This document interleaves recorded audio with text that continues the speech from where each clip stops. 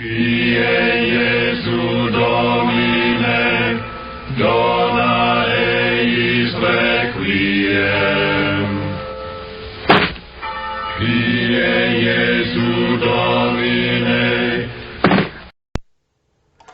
Good morning, everybody. Happy Sunday. No music playing in the background today.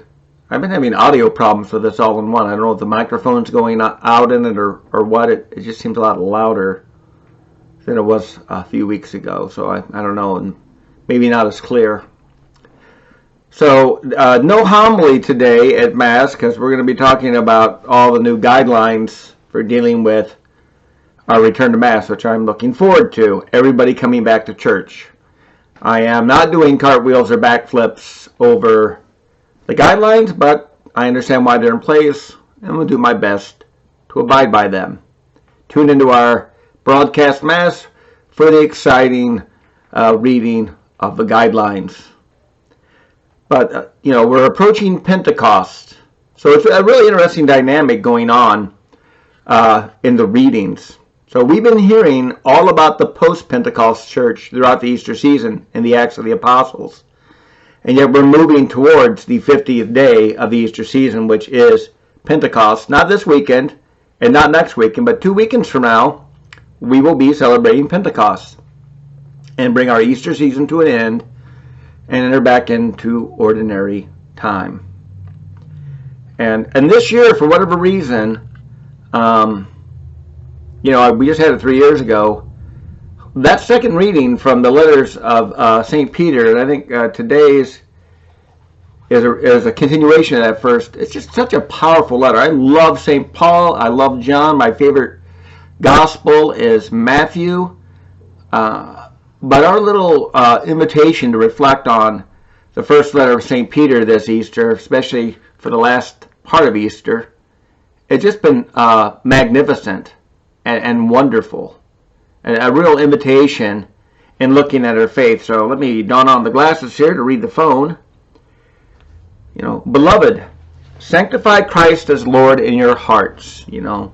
Worship Jesus, love Jesus, follow Jesus, act like Jesus, think like Jesus. That's what sanctifying Christ as Lord in your heart means.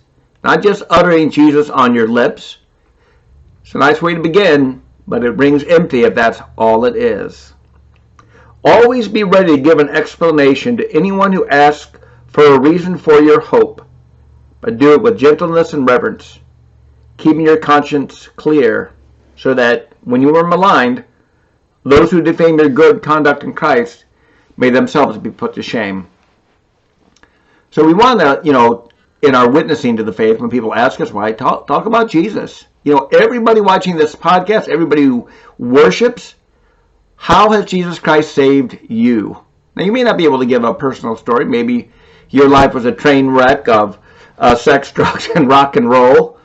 Or maybe you had criminal behavior in your past, so it's a little more difficult to tell your personal story. But you should know, what has Jesus Christ delivered you from? What difference has Jesus made personally in your life? Every one of us should be able to articulate it. Briefly for me, Jesus Christ showed me a way out of my inherited kind of mindset in my family. And they were all Catholic, so faith was there. But there's just some behavioral stuff that was going on that was terrible. I don't know if I said before on this podcast, I think I have. My father was an active alcoholic, never an abusive drunk, just a passive, a dud, a broken man, and he had a lot of reasons to be broken. He's a good father, but he was very shattered by a disappointment in life. And then my mom was, bipolar and was a very needy person. Again, we all are. So, anytime you criticize people, you better look in the mirror and see how those traits are reflected in your own life. But it was not a perfect situation, and a boo-hoo for that, because I don't think anybody has a perfect situation they're born into. Some have better. There are families that come close to good functionality, but everybody suffers some sort of turmoil in life and in relationships, unless they are in the 1/10 of 1% of blessed humanity where it's all worked out well. Most of us, it hasn't worked out well for a variety of factors. But Jesus Christ showed me a way through that. Jesus Christ showed me a way to understand and accept myself. And not accept myself by saying everything is okay. Accept myself by helping me get my crap together and overcome it. And that's still an ongoing process. But anyway, all of us ought to be able to witness to that and tell people. And then, the whole reason is it's the truth, and it has set me free. Now I keep regressing on it and wanting to go back to slavery, but that's another story. The slavery of sin that we all struggle with. Anyway, God bless everybody. Blessed Sunday, and I am so looking forward to people returning to Mass tomorrow and then next weekend.